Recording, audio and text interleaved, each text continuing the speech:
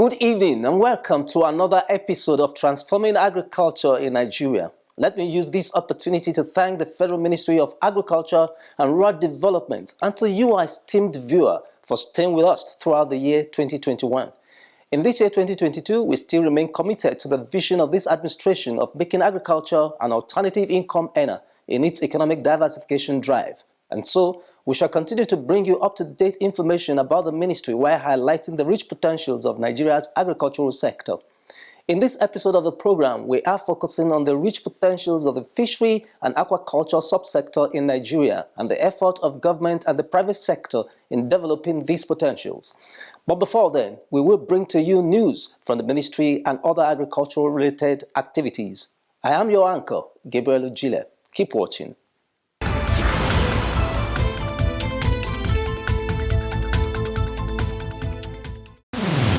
In our lineup, stakeholders call for unbundling of NAPRI.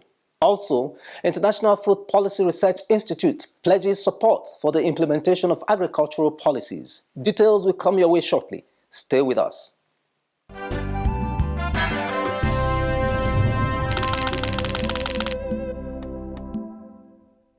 Stakeholders in the animal production subsector have called for the unbundling of the National Animal Production Research Institute, NAPRI. The Deputy Director, Commercial Ruminant and Dairy Production of the Ministry of Agriculture and Rural Development, Hakeem Ibilade, made this call in an interview with our correspondent in Abuja. Hakeem stated that the animal subsector can achieve better results in research if other institutes are established to research into specific animals. Unbundling NAPRI will impact the livestock industry in Nigeria positively. What NAPRI currently does is to conduct research into genetics, into feeding, into all aspects of livestock in Nigeria. So you see a single institution carrying so many on its shoulders. So what we are proposing is, if we have an institution that is dealing with poultry issues, another one for sheep and goat issues, another one for cattle, dairy cattle issues, other one for beef cattle issues, then we can have up to 4 to 5 or more institutions dealing with their feeding, dealing with their breed improvement, dealing with their management. That is why we are calling for the unbundling of NAPRI. Also speaking in a separate interview, a feed nutritionist and senior staff of the National Animal Production Research Institute, Professor A.A. Sekoni, advocated that the animal subsector needs to be given equal attention by establishing different research institutes, just as the nation has different crop research institutes for optimal performance. NAPRI is the only animal research institute in the country, and I advocate that many other livestock research institutes should be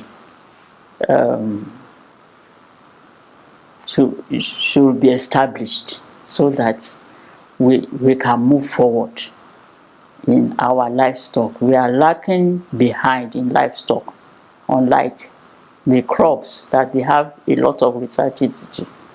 Livestock only has one, which is this. We need a lot more, some to take care of cattle, ruminants, poultry. Even with poultry, we have not done anything on the local chicken, the ducks, the guinea fowl. There's so many things.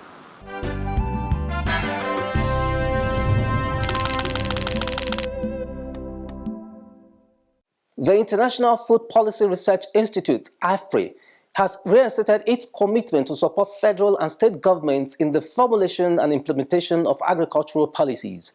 The country program leader, Kwao Andem, stated this in an interview with our correspondent during the National Stakeholders Validation Meeting on the draft National Agricultural Technology and Innovation Policy, which took place in Abuja.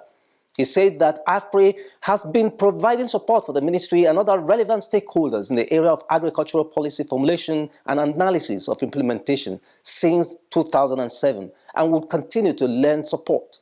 On our part, although we have already packaged some of our research findings on extension, mechanization, agricultural productivity, and the like for the development of this policy, we would like to see that going forward we continue to support the implementation of the policy with further analysis, further research, further capacity strengthening at all levels in order to ensure the success of the policy. Andam also called for synergy between the federal and state governments to ensure that agricultural policies do not fail. I think one of the things that that immediately needs to happen is a strong linkage between the federal policy formulation and implementation and what is happening at the state level.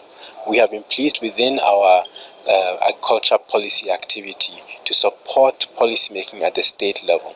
Nigeria is a complex country, and if you are going to be able to achieve anything, you need to work at all the important levels, all the key levels. And so I think the key for this policy, one of the keys for this policy, I should say, to work is, apart from the federal level activities, to also support state level agricultural policy formulation to ensure that the context within specific states is taken into account when these policies are being carried to the state level.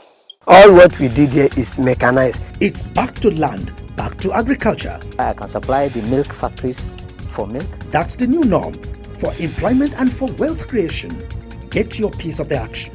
Before farming, we will spread the manure.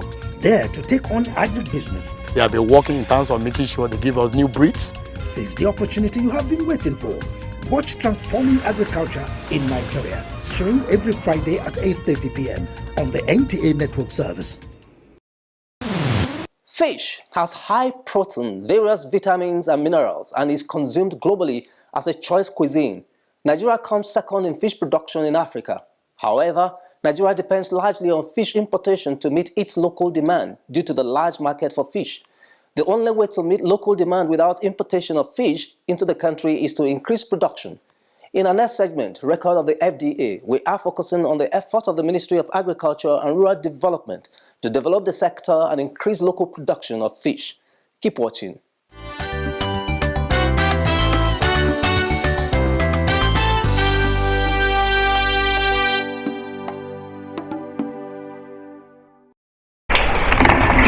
Fish farming is considered as an important agricultural activity that is capable of contributing significantly to nutrition and poverty reduction. Annual fish demand in Nigeria is estimated to 3.6 million metric tons. While 40% of this demand is met domestically, 60% of fish consumed in Nigeria is imported. Nigeria spends over 125 billion naira annually on fish importation. This indeed underscores the huge market potentials of fish in Nigeria. Total fish demand for the country, based on the population of almost 200 million people, is at 3.6 million metric tons.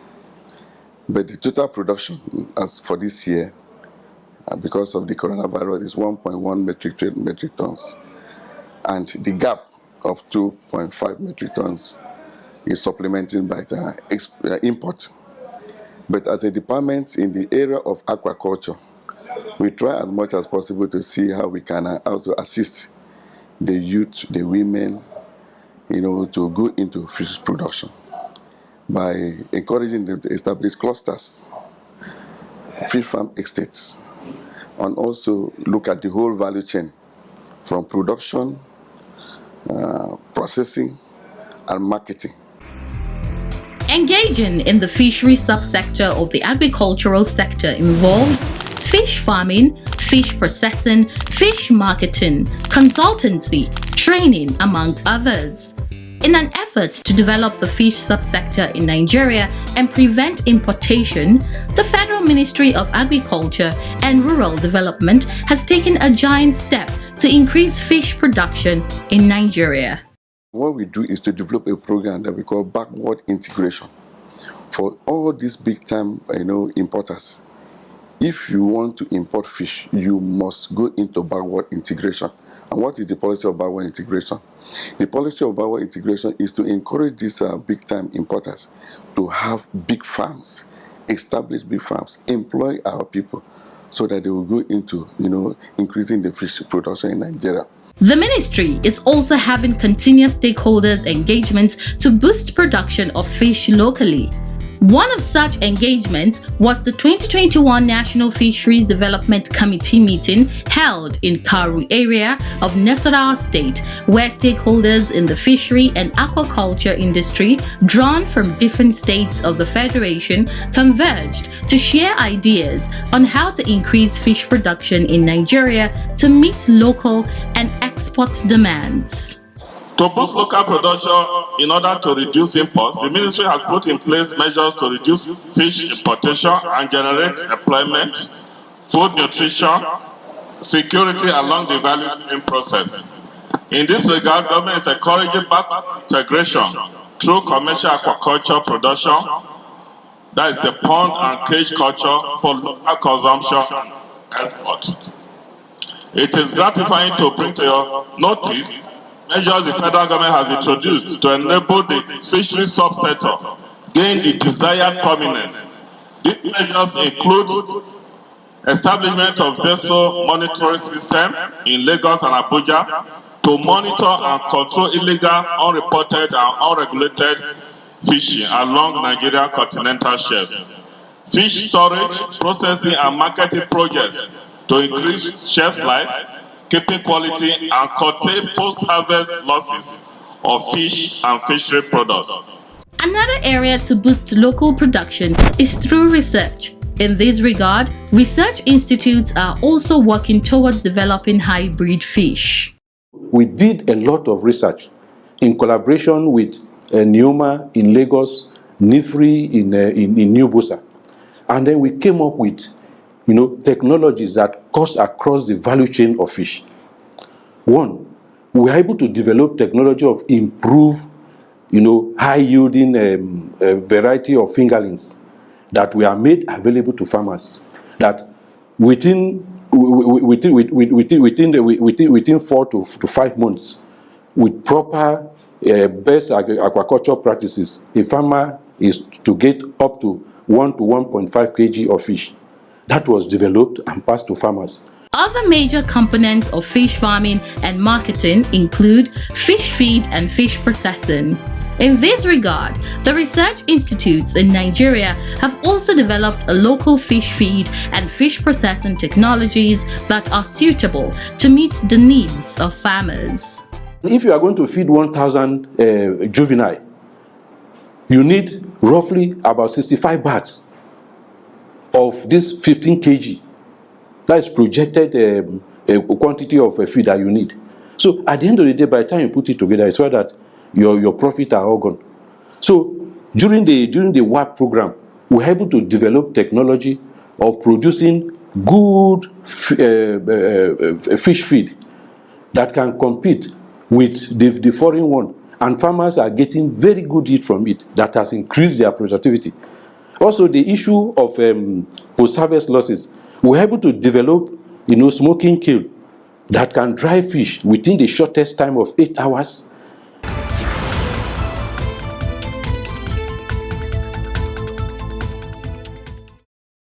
You are watching Transforming Agriculture in Nigeria, and today we are looking at the potentials of fish farming in changing the narrative of importation to support local demand for fish. One fact that remains obvious in this transformation is that the Federal Ministry of Agriculture and Rural Development and its agencies alone cannot do it. It requires the collaboration of relevant stakeholders in the public and private sectors. In our next segment, Partnership for Development, we will examine the impact of private sector collaboration with the government to develop the sector. We shall also give you valuable tips you need to know to be successful in fish farming and marketing. Keep watching. We'll try to avoid any chemical form of fertilizer or anything. So from this place, what we learn here, that is what we take to our various people. I hope you are following the normal procedure of feeding. We'll be fascinated seeing things moving.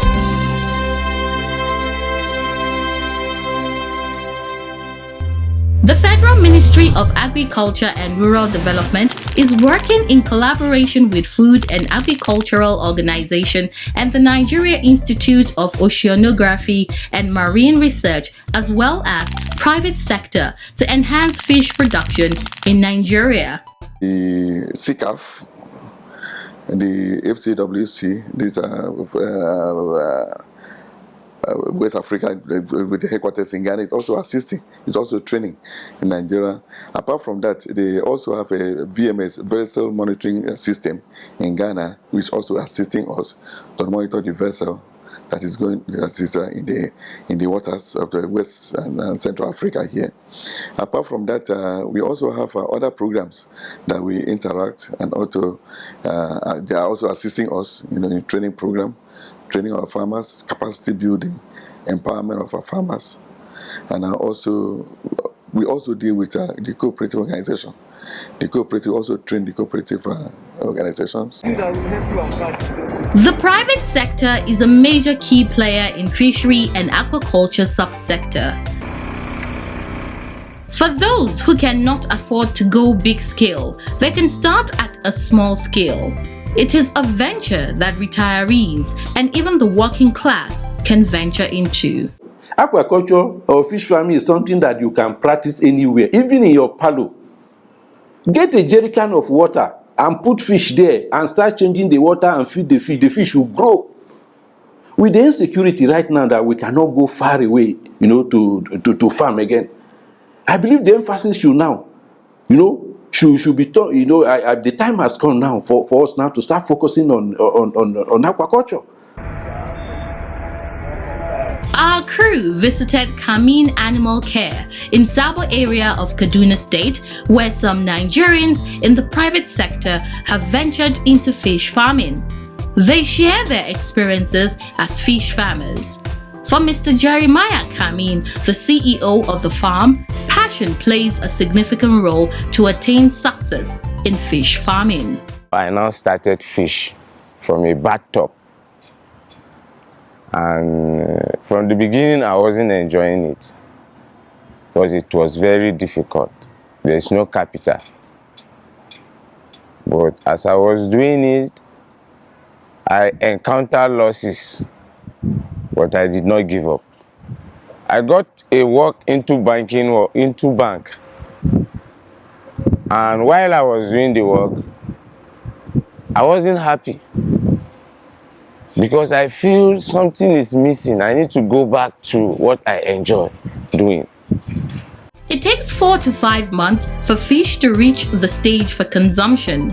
The scenario at Kamin Animal Care in Kaduna during fish harvest gives a good picture of the ready market available for fish. For Mr. Emmanuel Anike, who is the CEO of MJAD Venture, he plans to expand his fish farming business, increase production, and sell at cheaper rate for the marketers.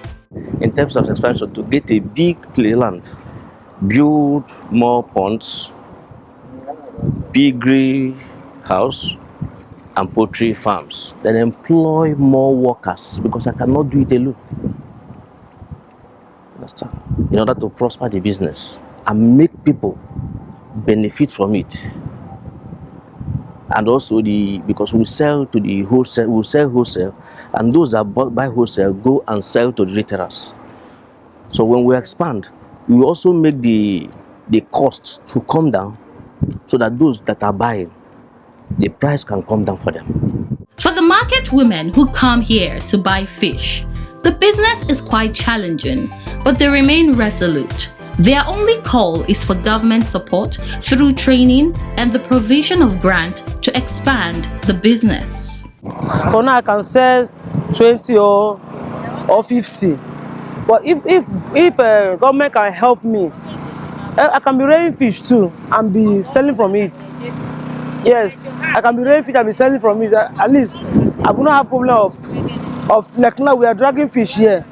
If I have my own pond, if I'm rearing fish, I can be catching from there. But you can see the way we are struggling for fish now. Another important aspect of fishery and aquaculture chain is processing.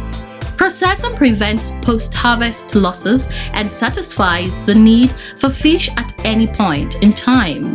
Yeah, I smoke fish because it is more profitable than the fresh. It's better than the fresh to me.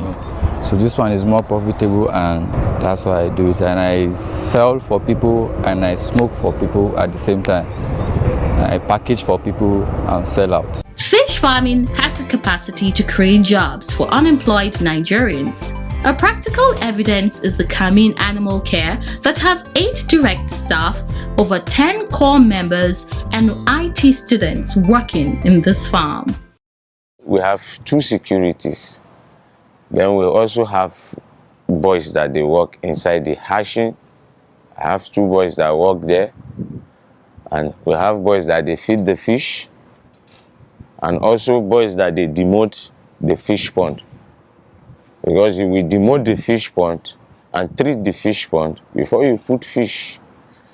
And in the time of harvest, we need people also that will come and harvest. And as it is now, even the university and polytechnic, they used to send ITF students to come and learn here. Corpers also used to come here to do their NYC period here.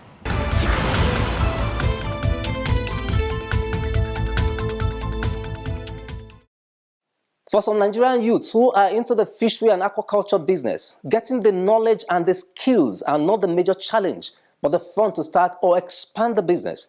Emmanuel Marcos, a Nigerian youth who is into fish farming and processing, made a passionate appeal to the government to support the youth more. Let us hear from him in our next segment, Farmers Speak.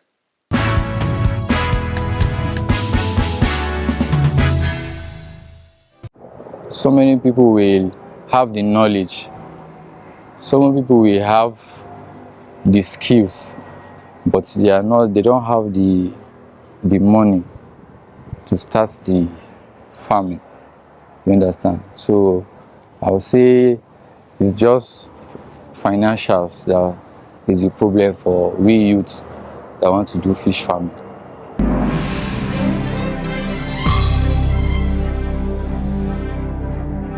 Orange, Citrus sinensis, or sweet orange, originated from southern China.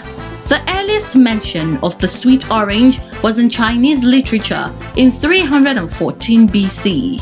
The fruit of the orange tree can be eaten fresh or processed for its juice or fragrant peel.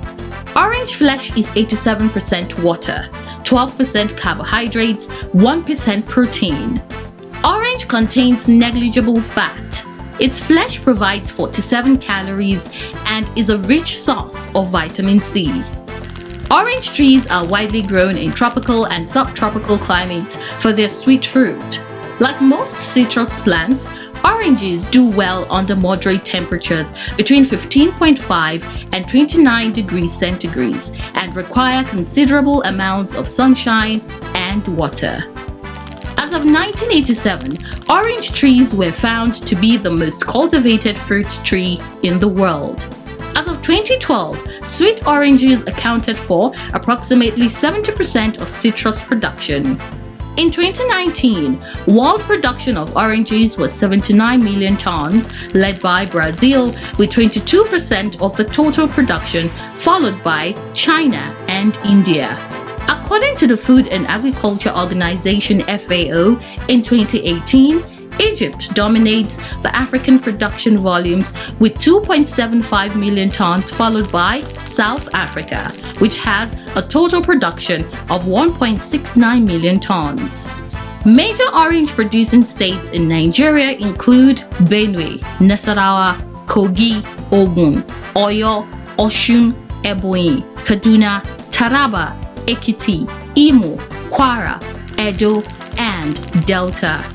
The global orange extracts market size was valued at $580.4 million in 2020 and is projected to reach $1.022 billion by 2030. The Africa orange market is estimated to grow at a compound annual growth rate of 2.3% during the forecast period of 2020 to 2025. In Nigeria, the major market for this fruit is the fresh fruit market and the processed fruits market. Although there has been an improvement in orange production in Nigeria over time, challenges are still being faced in the areas of production, including poor harvest, post-harvest losses due to lack of processing and storage technologies. There is urgent need to invest in orange processing factories in Nigeria in order to encourage more production and to tap into the market potentials.